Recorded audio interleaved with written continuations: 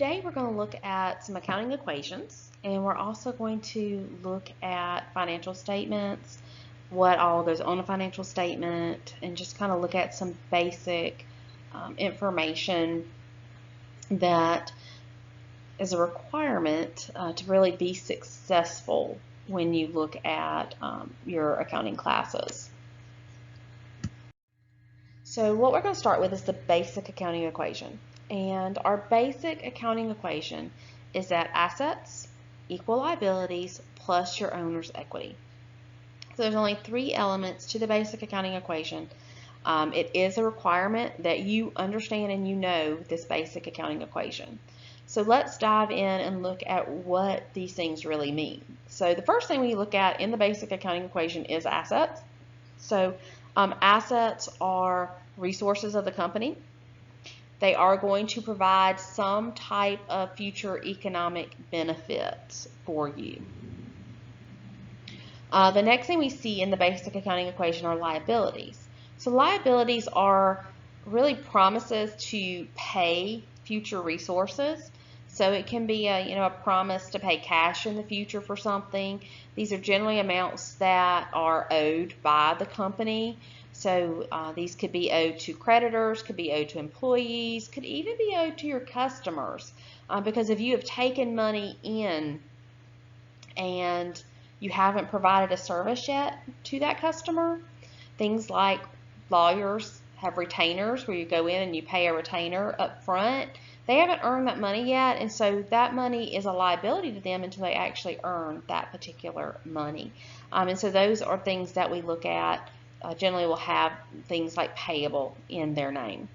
And then we have our owner's equity. So owner's equity is what the owner's interest is in the business.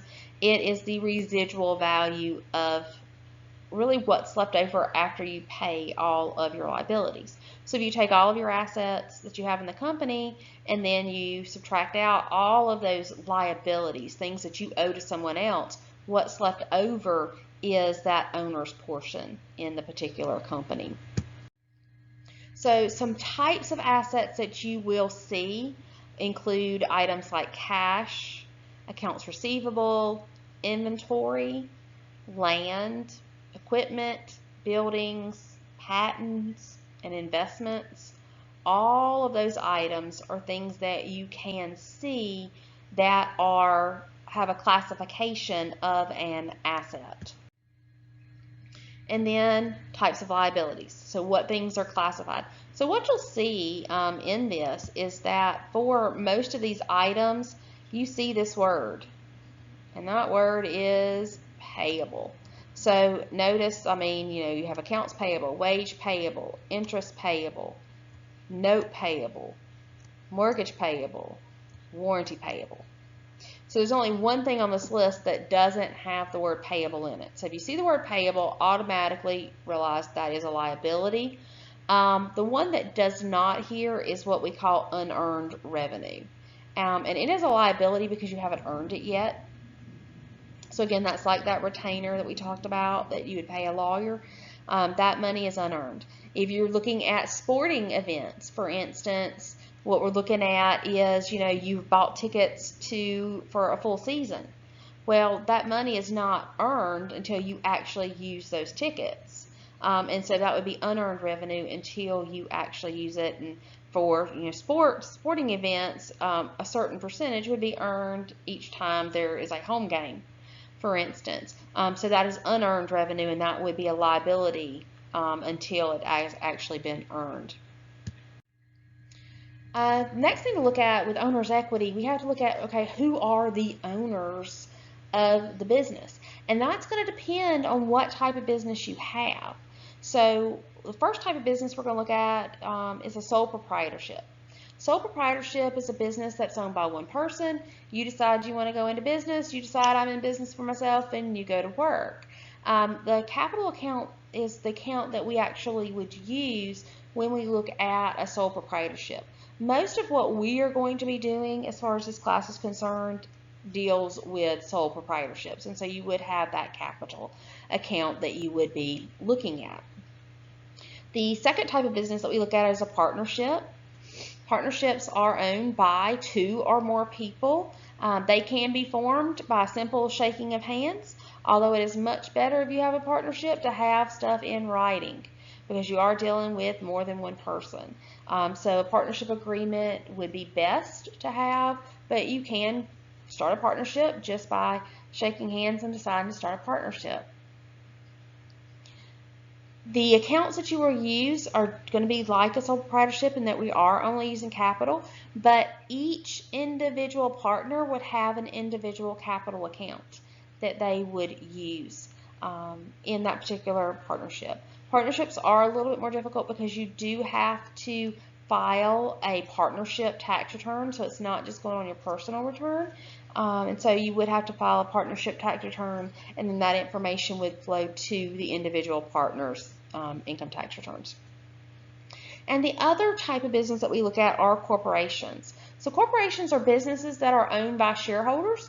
You may have a very, very small company that has 1 or 2 shareholders, or you may have a huge company which has, thousands and thousands of shareholders.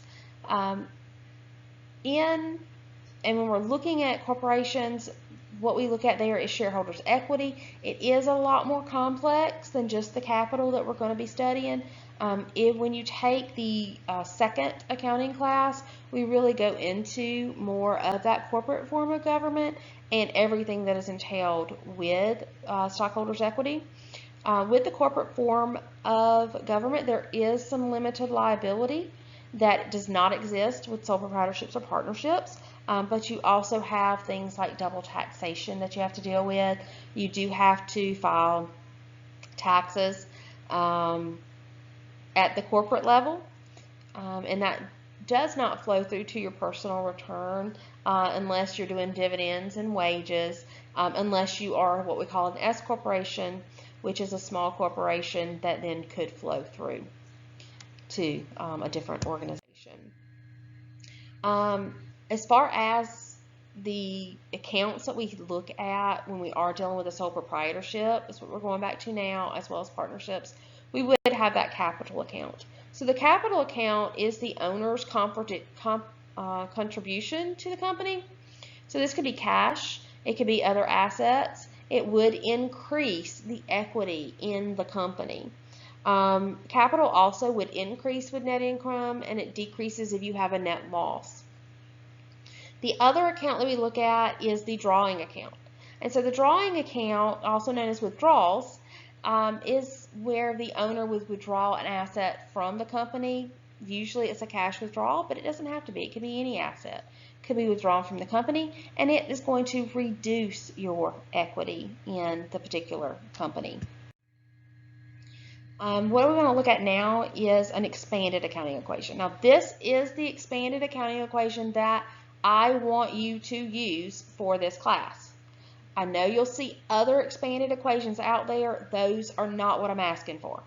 This is the expanded equation that we will use for this class because it will help you when we get to other parts of the class. So what we see with this expanded equation is we have assets equal liabilities plus owner's equity, and then we add revenue and subtract expenses from our basic equation to get our expanded equation. So we're just adding revenue, subtracting expenses. So what is revenue? Well, revenue is the income of the company. It will increase your owner's equity. Some examples of revenue would be sales of products, service revenue, fees earned, things like that. Expenses is really just the cost of doing business. So to do business, we have to have supplies. To do business, we possibly have to pay rent someplace. To do business, we may have to have equipment. So it's the cost of being able to do business is what we look at with expenses. It does decrease our owner's equity. Some examples here are rent expense and salary expense. So after we have all of these classifications down, and that's really what we look at when we look at assets, when we look at liabilities, owner's equity, revenue and expenses, those are the different classifications for accounts that we have. These items go on different financial statements. And so we have to be able to look at and do these financial statements so that we can report information to our users. And so the way that we report these, and this is in the order that they are prepared, is we start with the income statement. So the income statement is the first statement that we prepare. It's also known as a profit and loss statement. It includes all of our revenues and expenses, and it really is just going to compute the net income or possibly even a net loss over a period of time. So this would be something that would be like for the month ended or for the quarter ended, the year ended, things like that, where we're looking at a period, not just one day, but a period of time. Then we get to the statement of owner's equity. The statement of owner's equity looks at the change in the capital account. So we would start with a beginning capital balance and we would end up with the ending capital balance. That is also over a period of time. The balance sheet really is that basic accounting equation. So it's assets equal liabilities plus owner's equity. So we look at the company's financial position. It's at any given time. So this is a snapshot of the company. It looks at what is happening to the company at this particular moment. So the balance sheet is not a period of time. The balance sheet is right this minute. What is it? And so that's what we look at with that particular balance sheet. These are the three basic financial statements that every company is going to have, sole proprietorship is going to have. The last statement is one that not all companies actually prepare. Now, if you do an audit or if you have a review done, and the bank sometimes may ask for a cash flow statement and you'd have to actually do one. But again, not all businesses actually do it. It is the fourth statement. Again, it is required if you have a review or an audit of your financial statements, and it could be required by some banks to loan you money. It does summarize our cash flows for the business.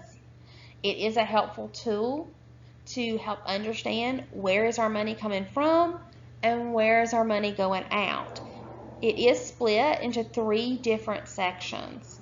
And so our three different sections are the operating section. This is where we look at day-to-day information. Customers paying us paying our accounts payable and buying supplies and things. That is the operating section. The next section is the investing section. So these would be things like buildings, and investing, if we invest in another company's stock, or if we purchase land or purchase a building or purchase a vehicle, that is part of the investing section. And then our financing section is how do we get our assets, right? How do we pay for them? Did we borrow money from the bank? Did we borrow money, from the owner? Did we borrow from our share, or did we, sell stock to be able to get money in? How and where our assets really funded is what we look at with the financing section. We're going to do very briefly with the statement of cash flow in this particular class. When you get to your second accounting class, you're going to really dive into a little bit more information as far as the statement of cash flow is concerned. But we will definitely be looking very heavily at those first three statements, and you will be having to prepare those first three statements.